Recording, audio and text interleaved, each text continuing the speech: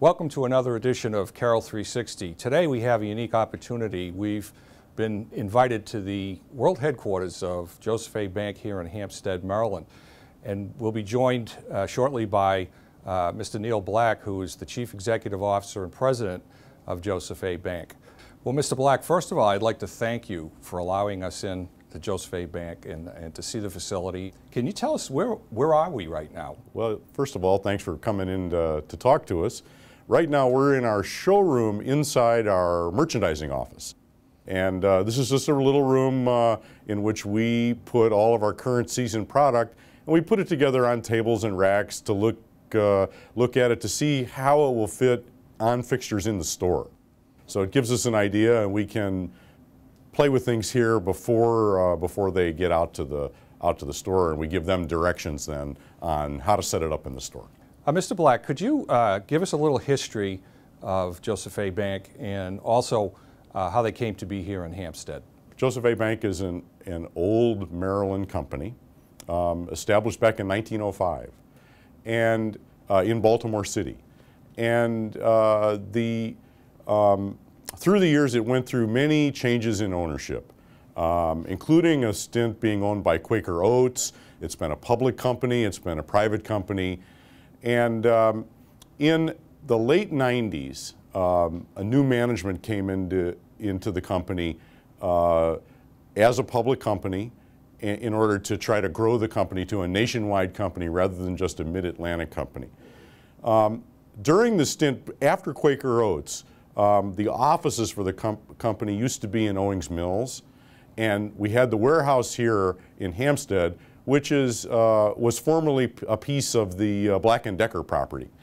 And when the company got into financial trouble in the 80s, they combined the offices and the warehouse together in one building, and we've been here ever since. Could you tell us how many stores and facilities you have across the country, how many employees, and particularly how many employees you have here at the Hampstead facility?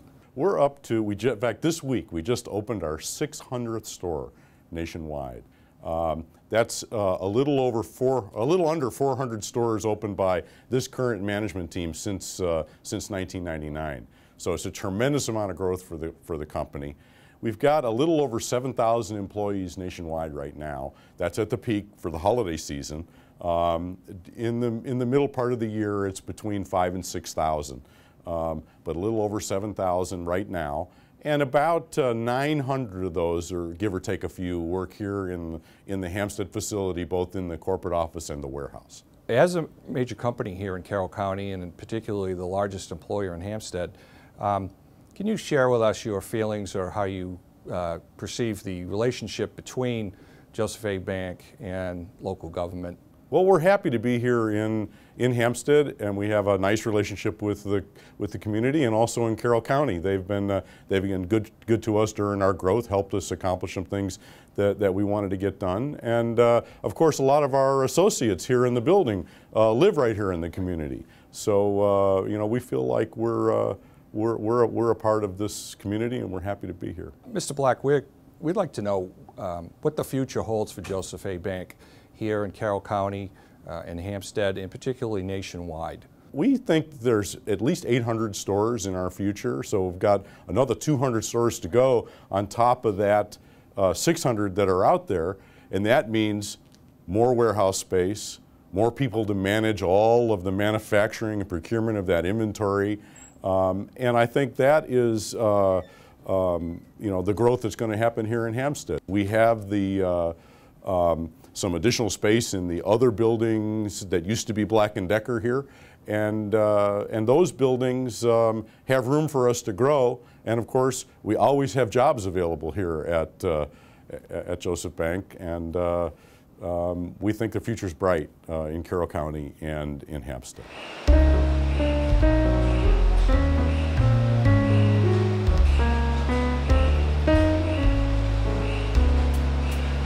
Thank you for having us here today. We look forward to the tour, Chuck. And could you tell us a little bit about yourself and what you do here? Yes, we're glad to have you guys here today. And my name's Chuck Griffin, and my title is Divisional Vice President of Distribution. We have 3 distribution centers. My responsibility is for 2. We have the one we're currently in, which we call DC1, and we also have a DC3, which is down in the old London Fog facility down in Eldersburg, Maryland. We also have a DC2, which is in the old Black & Decker building right next to us, which we'll be seeing later today. Well, thanks a lot, Chuck, and we look forward to it. Let's go on the tour. Very good, let's go. This is one of our quality control departments. This is the one specifically for this distribution center. And quality is very important to us. Our commitment to our customer is quality is number one. The fit is also number one. So when you buy our product, you know the quality you're going to get, and if you know your size, whether you buy it in the store, you buy it online on the internet, when you receive it, it's going to fit you. What we do in this section of the distribution center is our monogramming area. So for folks that order our dress shirts and they like monogramming on their cuffs or on their pockets, they can supply us with their initials, the color that they prefer, and then the font. And before shipping them to them, we will execute the monograms. Behind me, we have the shipping dock in DC1. This is really a sortation system. We have an inline scale and a scanner, and when our boxes go past that point, a decision is made as to where to divert it, down line 1, line 2, or line 3. And then we fluid load our boxes right into trailers waiting to be shipped at the end of the day.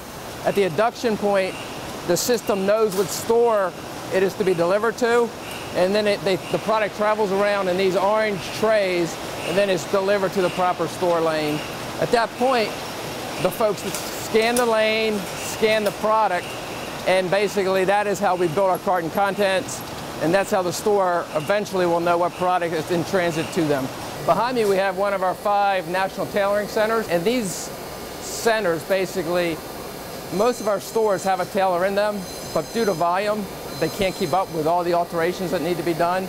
So our stores will send tailoring, whether it's a coat that needs to be taken in or pants hem, back to these centers. They're altered and then shipped back to the stores for customer pickup. Okay, we are now in our DC2 facility. And our DC2 facility is very different than DC1.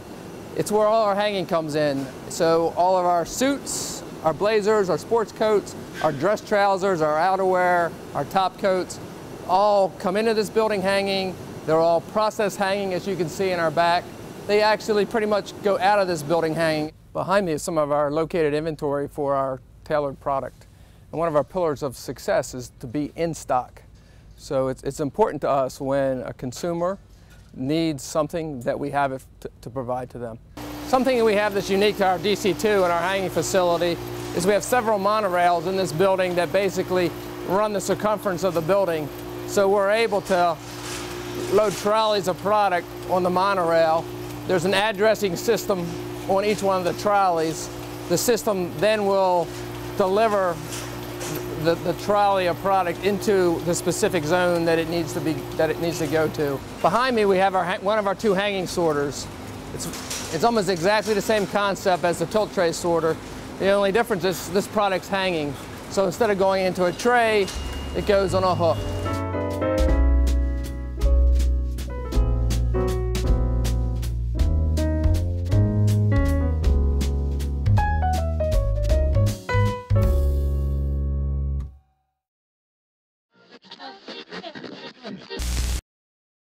Westminster is a thriving community filled with businesses, families, and activities. Part of what makes Westminster successful is the presence of outstanding businesses. One of those businesses is Knorr Brake Corporation, a company which has called Westminster home since 1991. Knorr Brake Corporation is in the process of expanding its Westminster manufacturing facility with a new green building just off Route 97. We thought we'd check in with Dave Moore and find out about its progress. So Dave, tell us a little bit about Knorr Brake Corporation. Well, Mr. Knorr Brake is a manufacturer of mass transit OEM equipment. So it's brakes, doors, air conditioning, electronics for all mass transit cars, whether that be LRVs, metros, commuter rails like Amtrak, Metro North, and that's what we bring to the community. Well, the reason Knorr is expanding is we've had a lot of significant growth in the last year. We've been able to secure a lot of orders for a lot of projects, particularly in the DC Metro area with the WMATA project, Chicago Metro, for example, and other projects. We've been working out of the same building for the last 20 years, and we started with X amount of dollars in revenue, and at the moment we're growing out of that facility. You likely could have gone anywhere for a new location. Why did you pick Westminster? Well, we moved to Westminster here in 1991. We liked the area. The area had a lot of good employee talent in terms of engineers, skilled labor, and it was easy to do that here, coming from Rockville, where the company started in 1973.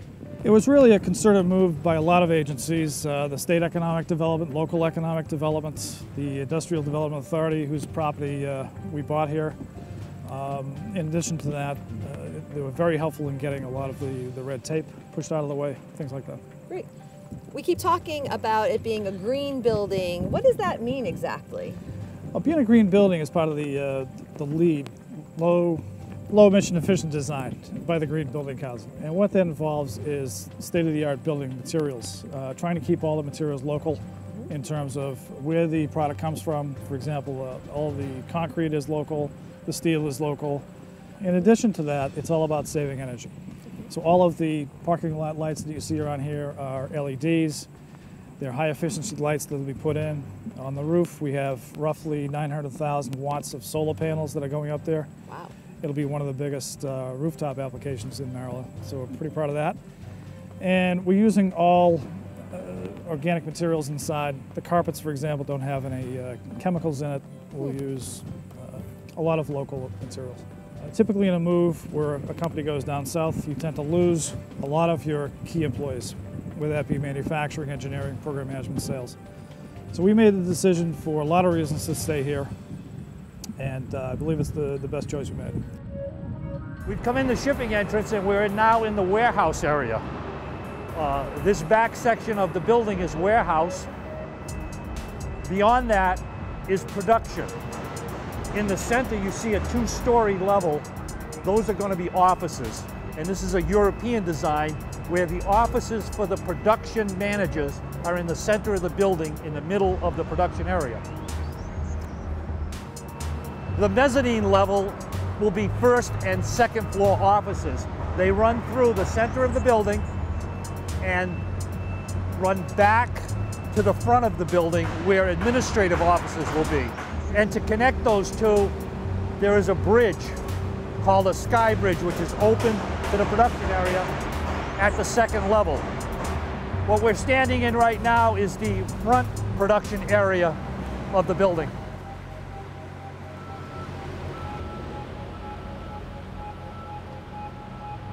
The final structural steel was erected on the front of the building here. The crew, as well as myself and some of the Knorr representatives, signed the last beam as it was placed. And in the tradition of what's called topping off, a flag is set at the top of the building. The target date for the grand opening is May the 9th. Okay. There'll be festivities there, hopefully with our elected officials and other company heads. So you're on target. We're on target at the moment. That's great. So we're hoping for good weather for the next 3 months. Yes. Well, we certainly have sun and wind today. We so definitely have that's some wind perfect. today, So Missy. Yes. that's great. So thank you so much for your time. Thank you. Okay, Appreciate thank the you. opportunity.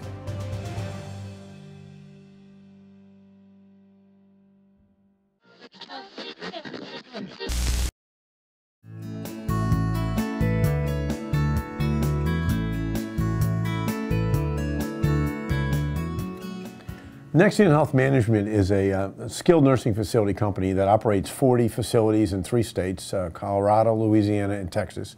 We are established in 2000 and have grown pretty nicely over those years to operate those facilities in those states. It started in my basement with a vision. The vision was that I had worked for a large public nursing home company prior and thought there was a better way to operate a skilled nursing company than just being a financial model. So we are a company that focuses on clinical outcomes, customer service, and really understanding who our customers are and meeting their needs from a rehabilitation and clinical perspective, which we think was different at the time we started the company, which is really the core of our organization. Nexion Health and most of our colleagues in this industry, about 75% of all the residents that come to our nursing homes go home. They don't really stay with us that long anymore. So, and that's because the environment is different. People want to age age at home. So we really do a lot more rehabilitation in our facilities than we did 10 years ago. Our average length of stay, for example, that's the amount of time someone stays with us. 10 years ago, it was like 85 days. Today, it's less than 30 days. The balance between what you can get and what you can pay for is really the challenge, I think, that we'll see in the industry. At our corporate headquarters here, we basically focus on what we call the administrative and the backroom functions of the organizations. Everything that can be centralized is pretty much done here, but the human resource, the treasury, the payment of bills, the billing of for services is all really done here in Sykesville. I think we're a family. I mean, most of the staff that has worked with us has been around with us most of the 13 years we've been in operations. We wanted to remain in Sykesville. It was close to where I lived. My kids were in high school when I started the company. I wanted to see my kids play in sports, so I really wanted to have an office that was close. Which we did have at the Merritt facility. But then we said, we got this beautiful campus, and I used to drive my bike through here, walk around it, and said, this is wasting away. So let's find out about it. The Chamber of Commerce and the Economic Development Commission was extremely helpful and gave us some opportunities, helped us in the assistant on the historical tax credit side as well. And we said, well, we could do this. My understanding, it was the woman's dormitories for patients of the Springfield Hospital. The Warfield complex consisted of 13 buildings. This particular building was utilized by female residents, is my understanding. A significant amount of work had to be done in the pro formas and the estimates of what it's going to cost so that you can justify the expenses that you were going to expend on the renovation. That took a year, got that approved. Then it took another year to design the facility, and again, utilizing the resources of an architect, Kahn Associates, who had a lot of experience in historical tax credits and renovating older buildings. We had to get approvals from a variety of agencies every time we wanted to make some changes, whether it be the Sykesville Historical Commission, the Maryland Historical Trust, or the National Park Service. So that whole design period took another 12 months to get the building finally designed, and then the actual renovation began. And then once the renovation really took about 10 months, we moved in December 1st of '06. The entire complex is classified as a National Historical Site. And so all 13 buildings have some historical value. The advantage of this building for us was there is nothing internally that really is of historical value, so we could renovate the inside of the building any way possible to fit our needs. But the building itself is just with its pillars and its exterior design is really recognized as a historical design, and they want to keep that preservation going forward. A couple things I think. Number one is that all the buildings were connected by tunnels. Back in the original steam system to heat all the buildings was tunnels, so we had piping. So we had to make sure that we closed those tunnels to make sure that we didn't use any of those, have access from underground. The basement was a dirt floor, and it was scary to go there. It was about a 4-foot to 5-foot space. You kind of walked around and crawled around, and there really wasn't much lighting in the area. That was really pretty scary. And subsequently, we've gutted that and put it in a concrete floor, and we use it for a classroom now. So it's turned out to be valuable space. And we said, well, we could do this. My staff was a little nervous. They'd heard stories about what happens in these buildings, so we came over prior to that, walked them through, got through all the ghosts and the concerns that they had, that there were none here. And we just felt it would be a great place to have a company. And in the 6 years we've been here, it's been wonderful. We currently have 48 employees in the building. We can put in up to 75 is what we designed it for. It works very well. The majority of our employees are from Carroll County. It's Class A space. We have a great park outside where you can walk around at lunchtime in the summer. It really has turned out to be just a beautiful place to have an office. It's a great community to work in. We have a great relationship with the town and the county. Most of my employees live in this particular geographical area, either in the county or Howard County. And so it's great for them to commute, easy to get to, easy to get home. Next in Health Foundation was an idea that when I started the company, my wife and I felt we need to give back to the communities we operate in and make a difference in people's lives. Over the 12 years that we've set up our foundation, we've given away over $250,000. We have given, the majority of that have gone towards scholarships. But if someone has an example today, I got an email from an employee that filed an application, their house burned down. in East Texas. So we will definitely make a donation to that individual. We pay for their temporary housing, and we'll give them enough money to get them back on their feet. Because again, they're making a difference in our lives every day. We probably have 30 or 40 nurses that we have graduated that started off as CNAs, went to LPN school, and then became RNs. Some have left us, some have become very successful, but we've made a difference in their lives by being able to support that. During Katrina, we had to evacuate 9 of our facilities in Louisiana. We had to move almost 1,000 patients. But when we came back, we had about 60 people that had lost their houses. Each one of those was given, we actually took the entire foundation account down to less than $1,000 by giving them as much money as we possibly could to get them started back on their feet. On a local basis, you know, we've done some interesting things with the Westminster Boys and Girls School, with some bicycle donations recently. Thanksgiving, we gave over 1,200 items to the St. Joseph's Church in their food bank. Again, it's exciting to see people give back to the community, because we understand that our healthcare and what we do in the healthcare environment can make a difference for people, and we need to go over and above that. We're a large company. We employ almost 4,000 people throughout the country, have revenues of about $250 million, and we've tried to make a difference in those communities as well as here in Carroll County. It's been a great relationship with the business community here. We are actively involved with the Carroll County not only Sykesville, but the Carroll County Chamber of Commerce, to let them know that we're a good citizen. We're proud of what we've done in this marketplace. Hopefully we can get some more tenants in the Warfield complex to have some good neighbors. But it's been an absolutely wonderful place to live and to work. So we're proud of Nexion. We're, as I said, the 22nd largest nursing home company in America.